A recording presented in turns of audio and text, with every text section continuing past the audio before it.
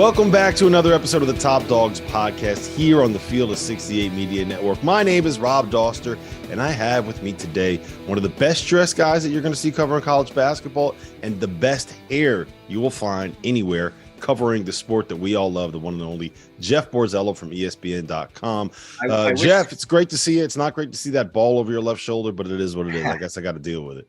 I wish I knew you're gonna tee me up as best dressed. I'm wearing a Delaware Blue Hens t-shirt. I wish I would have worn something with a collar or something, just to maybe a bomber jacket. But I don't know. I just wish you had told me you were gonna introduce me like that. Hey, look, don't worry about it, man. Because when Goodman's on here, at least you have the t-shirt with the neck that is like this. Because Goodman's normally got the turkey neck that's hanging down like this. Well, I knew this part would be showing, so I was like, all right, let me get the best collar of t-shirt I have. Smart. Didn't he have an Eagles jersey on recently? Yeah, he wore an Eagles jersey last night on the show and quizzed every single person. You're a big football guy. He quizzed every single person on what shirt it was, right? Or what jersey it was. It was number 31 from the Eagles. He said it was the best running back in the history of the franchise. Do you have any idea who it was? 31? 31. You're never going to get it. I don't. I mean, I assume Brian Westbrook was the best running back in the history of the franchise. He was 36. Yeah, it wasn't Brian Westbrook. Who was 31? Wilbert Henderson or something like that. Oh, God, here we go. What he played when Goodman was a kid in the 1950s? No, I have no idea. It seemed like a made-up name. I'm pretty sure that he just went out and you know how you can order the jerseys and get whatever name you want in the back? I think he just did that and made somebody up. Made up a name because he knew none of us would look it up. That makes sense. Yeah, because he wants to pretend to be an Eagles fan now. So what? It is what it is. Really? Yeah, he's done with the Patriots. He's moved on. He's trying to pretend he's an Eagles fan. I don't know. I don't get it. Look, I deal with this guy every day. I do not understand him one little bit. We all appreciate that. Yeah, I took that pressure off you, huh? You did. We did. How much nicer is it that you don't have to hear from him every single day? I don't get daily phone calls anymore. I do. My days are freed up. I do. For anybody listening right now, when Goodman calls you, he'll call you and he'll just immediately start talking like it's the middle of a sentence. Yes. Like something was happening and he immediately picks up the conversation from there. And then he'll say what he has to say. He'll stop and he'll say, what else? What else? What else? Yeah. Yeah. Instead of being like, all right, I gotta go. There's nothing. He'll be like, all right, so what else is going on? What else? What else? What else is going on in college basketball? I don't know, man. It's February, so there's a bunch of stuff going on. All right, so this isn't actually the roast of Jeff Goodman. We brought you on for two reasons. One, to kind of talk a little bit about UConn, and I'm going to call it a mini resurgence. I don't know if it's a full resurgence yet, but that was a pretty impressive win over Marquette. You also went up to Storrs, Hartford. Where were you? Storrs. I was in Storrs for 3 days. So I guess a little back. So I planned the trip when they were unbeaten and they were pushing for number one, all very excited. And then in between the time that I planned it and the time I went, they had lost to Xavier and Providence. And so I was like, this is not an ideal time to be here. But the thing was, so, the perception of Dan Hurley and his activity on the sideline in a couple of games before I went, it did not seem like he was the happiest person on the planet. And so I'm going into the story. The plan was for me to write this story about kind of UConn's resurgence, a great season, and I'm going there on a 2-game losing streak. So I'm there. I'm like, all right, well, I don't even know if they're going to want me at practice. They're going to want me to, be around the program for 2 days, 3 days. And I go to practice, and Hurley comes out in no shoes. He's just wearing socks. And I'm like, okay. I was like, why is he not wearing shoes? And I know he's very zen and all that. And so I'm like, all right, maybe he's doing the whole grounding thing. You just want your feet on the ground, no shoes. But I'm like, he coached the entire practice with just socks on. And so I'm like, all right, well, this is not the behavior of someone who's in a terrible mood and is really angry at the world. He'd probably be wearing shoes if he was so angry. And that kind of just snowballed into here's this guy that on the outside during games, he's just the perception is that he's always just angry at referees and he's all this. But when the camera's not on, he's just a very, not low key, but he's more mild mannered. Like I said, he's very zen. He's coaching no shoes. The background of the no shoes thing, he said it was the original message was all right, we lost 2 games on the road. We're now back at home. We're in a comfortable environment. What do you do when you're home and you're comfortable? You take your shoes off. He said he only planned on doing it for 5 minutes. and then he just liked how it felt to have no shoes on. So he just went the entire 2.5, 3-hour practice with no shoes. And I was like, all right, this guy's very different than what we see on the sideline. Yeah, it's funny when you listen to people talk about him because of the way that he acts towards referees and the way that he behaves when he's on camera. And then you actually have a conversation with the guy, and he's very just kind of like quiet and nonchalant and very very thoughtful with the words that he's saying, right? And it's just kind of like, this is a super laid back dude, maybe he took an edible or two before this interview. Well, I mean, I've known him since he was at St. Benedict's Prep when I used to do like all sorts of recruiting, and so I knew. Yes, I mean, he was always. I mean, I also knew who his dad was because his dad was coaching when I started covering recruiting, and so his dad is not as calm and all that, not during games, but like I knew Dan was like fairly calm when he's not coaching and referees are not making suspect calls. But it was just kind of illuminating to just kind of get just sitting in the office with him for an hour and just like seeing the books that he has and hearing just why he decided to, or why he knew he had to kind of change and stop stop letting a win or a loss affect 100% of his life. And just the reaction I've gotten from other coaches since the story went up was that it resonated with a lot of them in terms of, you can't let one loss just let you kind of you can't stew over one loss for days and days and days. You have to live your life. There are things outside of basketball, and if you're going to live and die with every win or a loss, you're just not going to survive in college basketball all that long. How did you get him to open up like that? Because I know Norlander did the piece. He wrote something on him when he was at Rhode Island, and he was very upset when I was like, I've never seen Dan Hurley open up like this. He texted me. He's like, do you remember this story? I was like, yes, Nordy, I remember it. Okay. I'm just, I'm tweeting over here. That was 5 years ago. I can't remember what I had for lunch yesterday. Relax. But how did you get him? Was that his plan? Did he just kind of open up to you? Like, how did that kind of go about? Well, it's funny. So the next day, right before the Creighton game, our guy John Fanta was there, and he was like, oh, what are you writing while you're here? And I told him, I was like, hey, I talked to John Fanta. John Fanta's always there. He is always there. So I was like, well, I talked to Dan yesterday, and he told me this, and he talked about his relationship with referees, and he's like, I've never heard him say that before. And I was like, really? He's like, yeah. He's like, I just feel like people are afraid to ask him about this stuff. And I was like, oh. I don't know. I just straight up asked him. I said, when he gave me the whole "I'm not a victim" or "I know I'm not the victim" quote about the referees, I said, I was like, you've had a couple of, viral run-ins with officials in the last couple of weeks. Like, what's going on there? I don't know. I didn't really think that nobody's asked him that. I just figured I have the chance. If he says, hey, I don't want to talk about this, or I don't want to talk about how my attitude toward this has changed since I was a high school coach, he would have said that. But, he answered that. And then, I don't know. I do think that I don't know if he expected, because I know I've texted with him since the article came out, and he said that he's heard from other coaches too, who said that the story kind of landed with them. And so obviously I don't think he planned that, but I do think it probably helped to help people to see him in a different light.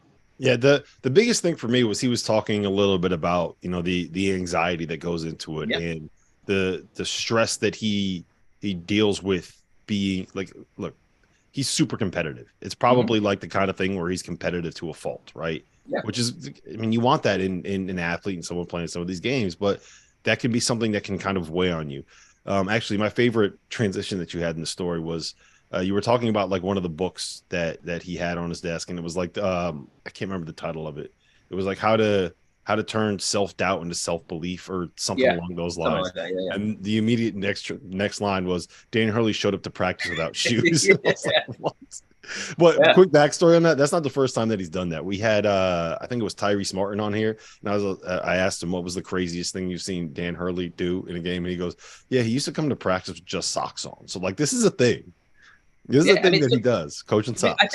I think people lose sight of, like, think about his family and where he came from. Like, his dad was one of the most successful high school coaches of all time, like rarely experienced losing. he himself was like an incredibly successful high school coach, rarely experienced losing.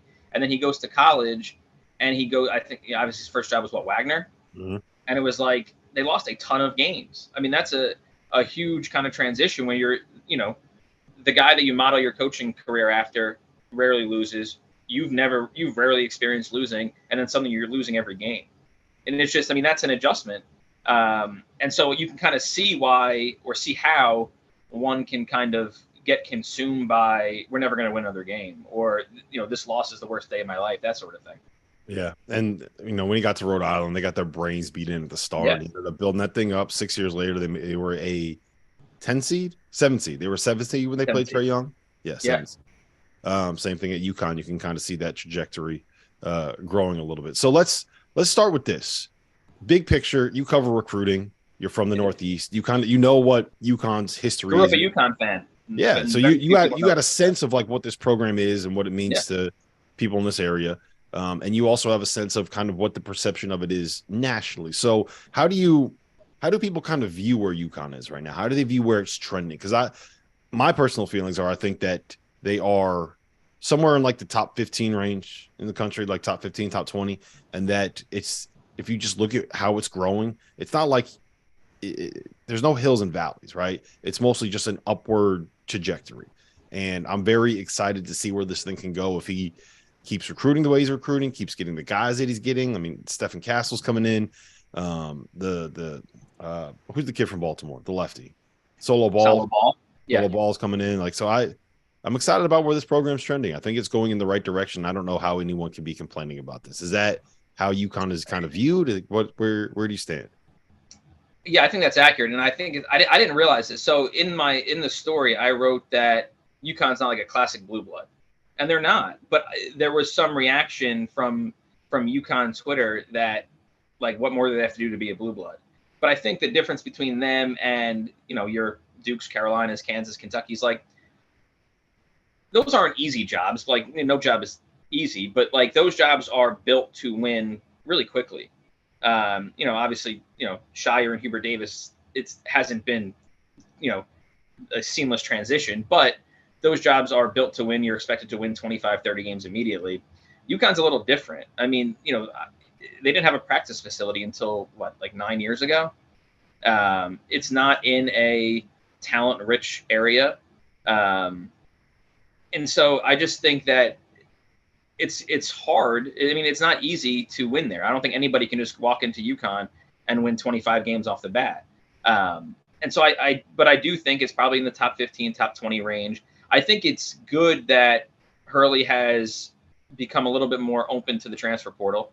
I think for a couple of years there, he tried to say, I think he wanted to get freshmen in, develop them, and just have kind of program guys. I do think he probably realized, hey, in order to kind of win and hit the ground running every single year, we're going to need experienced college players.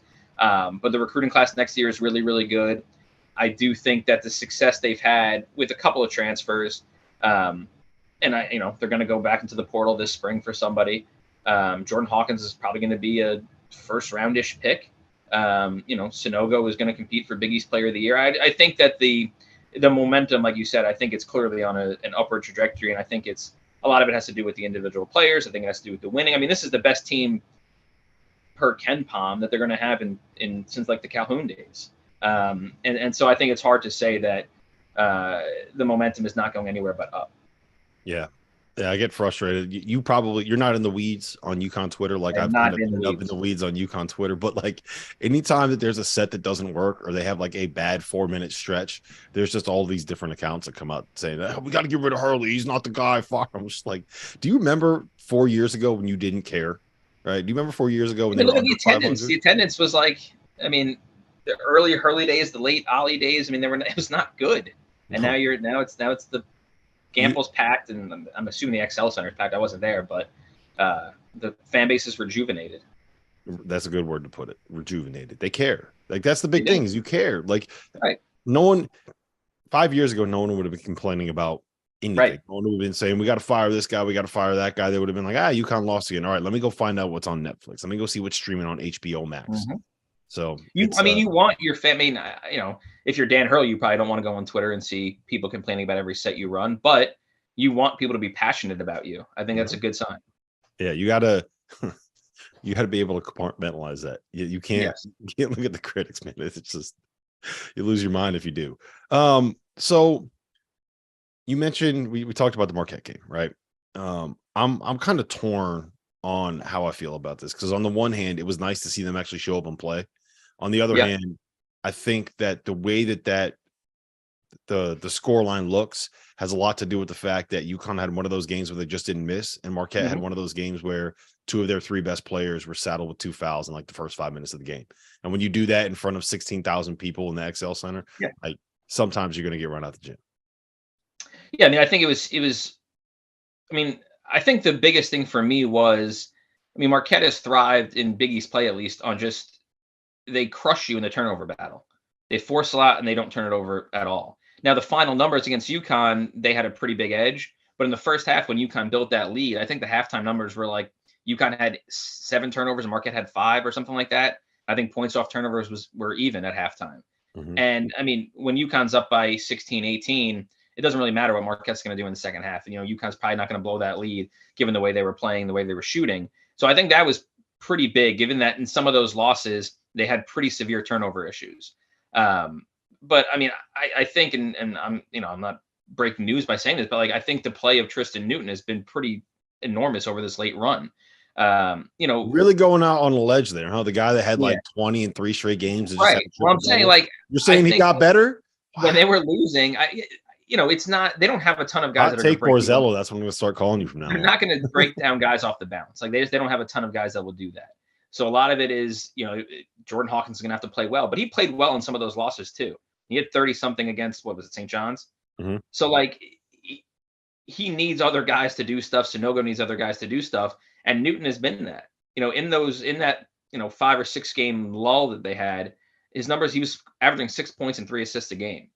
He just can't do that. And in the last 6, he's averaging 15, 5 and 5 and shooting 40% from 3. And I just think that him stepping up as a playmaker, him being able to at least get by his guy and put the defense on its back foot, I just think that's been huge. And, they got some from Naheem Helene. I don't know. I just think that, obviously if they shoot 53% from 3 or whatever they shot, they're going to win the majority of their games. But I just think that they're finally putting some more pressure on the defense. They're finally getting some play off the bounce. They're finally getting something from the supporting cast.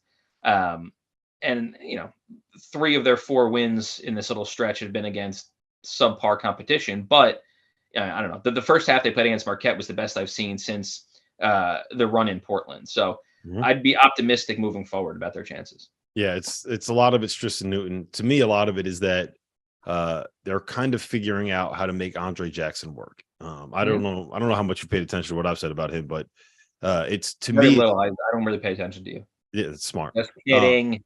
It's a mental thing with him. Like he lost his confidence. I don't know if you want to call it the yips or whatever it is, but when defenses stopped guarding him and just kind of stood literally 12 feet off of him and said, "Go ahead, shoot that. That's the shot we want." I think it messed with him a little bit. When he wasn't playing confident, he wasn't doing what he does on the defensive end, wreaking havoc, grabbing rebounds, and just taking off and going. And I think that getting him back to where, there's defenses still aren't guarding him, but he's playing with more confidence. He can't pass up open shots. I mean, there's value in a guy just shooting. Even if you're missing those shots, if they know you're going to shoot it, they're going to have to at least respect you a little bit and go out and guard you. He's still not shooting a ton of threes, but if he can shoot a couple when they're open, it's going to make the defense think twice about standing 12 feet off of you. And so I just think that him not passing up open shots and at least saying, "Hey, if I miss this, I miss this, but I'm going to shoot it." I think that's a step in the right direction. Yeah, shoot it with confidence. Believe you're going to make it, even if you miss it. All you got to do is make a defense respect you and have to run out and guard you. How do you? So they got Creighton coming up on Saturday, but how do you? Where do you think this team stands, kind of in the national perspective? Right, we're looking at a team that beat Alabama, beat Iowa State, beat Oklahoma State, put together some really impressive wins throughout November and December, and then just kind of lost it. So when you see them, Are you saying like, okay, this is a team that could maybe get a 2 seed or a 3 seed if they have a nice hot run down the stretch? Like, where do you kind of view them? Because I know you probably look at resumes more than anybody that isn't Joel Lenardi. Yeah, I mean, so I was looking at it last night because in my power rankings, the way I do it mostly based on resume. And I didn't really have them in the top. I think I had them 19 or 20 this week. I'm like, they had a bunch of losses. Those wins were back in November, blah, blah, blah. Compare them to Marquette now, who I had as a 3 seed going into the week. I think most people probably had them as a 3, UConn as a 5. I don't really know if there's an argument to have Marquette over UConn anymore. I know they're 3 games ahead of them in the Big East. Right now, that's been an unbalanced 11 game. I think it's 11 games they've played so far. They have not played the same schedule. If they're 3 games ahead come the end of the season, maybe that's more of a factor in the committee's mind, but they're not really supposed to take that into account. But like UConn is ahead of them in every metric. They're ahead of them in the net. They're ahead of them in KenPom, BPI, Sagarin. I think they're about even in the kind of resume-based metrics. UConn, like you mentioned, they've beaten Alabama. They've beaten Iowa State. They both have a quad 3 loss. UConn has more quad 1 wins. They have the same amount of quad 1 and 2. They have the same exact quad 3, quad 4 record. And so you just go down the line and they split head to head, right? So I just don't know if there's a feasible argument to say, hey, Marquette's a 3, UConn's a 5. It just doesn't really make sense. And I know UConn, a lot of their resume was in the non-conference. It was back in November and December. That still counts. Mm-hmm. And I think they showed against Marquette the other day that, they're not far off from that team back then. I don't know if they're going to go on another 14-game run where they don't lose. I hope they do. That'd be nice. that would bring them into probably the end of that would probably win the NCAA tournament. No, that would probably get them to what? The Final Four? Get them close. Yeah. Yeah. And so I'm just, if you kind of stack up those resumes, they're not really far off from being, and if we're saying Marquette's a 3, maybe a 4 now, UConn it should be in that range right now. And so if they keep winning and they make a little run in the Big East tournament, it's not far-fetched to say, hey, they're going to be a 2 or 3 in the East, where they would get to play the regional at Storrs South, Madison Square Garden. And so, I think they're still in good position despite the kind of month-long lull that they had. Yeah, it's kind of hard to wrap your head around, like when you're looking at it from the outside, but UConn played like ass for about 5 weeks, right? But you can't forget the fact that they were number 1 in every single metric that exists for like a good 3-week stretch in December. There's like Alabama is a team that everybody thinks is one of like the 3 national title favorites, right? UConn beat them by 14. Iowa State looks like a team that's going to compete for a Big 12 title. UConn beat them by 18 or whatever it was. So even the Oklahoma State game, I mean, that's like they're a top 30 team on KenPom, right? Like every time those teams. Watching that UConn Oklahoma State game, I don't think UConn kind of broke a sweat for 35 minutes. They never really got out of second gear or whatever, and they won pretty easily. And now Oklahoma State has won, I think, 4 in a row, and they're playing themselves into the tournament. That might turn into another, marquee win by Selection Sunday. That non-conference resume, and again, like Marquette's half of their best win is probably what? Home against Baylor. That was in November also. Like you can't just discount the first month and a half of the season because it happened then. That still should hold equal or, maybe if you don't, and here's why. If you don't want those non-conference games to matter as much at the end of the season, teams aren't going to play them. They're not going to challenge themselves. So do you want college basketball to only matter in February? Right. If you want to have great games in November and December, you got to make sure that if you win those great games, they count just as much as the games that you win in February. And the committee has made it pretty clear in the past that non-conference strength of schedule is a huge thing. And so you can't say that on one hand while also saying what you did in November doesn't really matter. And they've shown, I mean, the wins in historically, they've showed that what you do in the non-conference really does matter. And so I think that's going to help UConn in a huge way, given that Alabama's probably going to be a 1. Iowa State's probably going to be a top 3 or 4 seed. Marquette's probably going to be a top 3 or 4 seed. Oklahoma State will be in it. Creighton is trending toward being a top 4 or 5 seed. I think this resume is pretty rock solid. So, all right, let's end it with this. You have, what's the one key that Hurley needs to figure out? What's the one tweak that they need to make? What's the one thing that needs to happen for UConn down the stretch of the season for them to end the year the way that they started the year? I'm not saying win a national title. I'm not even saying win the Big East tournament title. I'm just saying you're making runs, you're competing, you're going to be a team that is a threat in every tournament that they play in March. we've talked a lot about their offense. I do think there are some still concerning things defensively that they just need to tighten up. I think one of them is, and again, this is not a hot take, they just need to rebound a lot better defensively. They've had a lot of games, even games they've won, where the opponent has, gotten a ton of second chance opportunities. Now, some of that comes from kind of playing a smaller, more 3-point oriented lineup. But, when they were kind of at their best in the non-conference, they were controlling the defensive glass. They were getting extra possessions because they were forcing turnovers and getting out in transition, which led to them not really being bogged down in the half court like they were for most of January.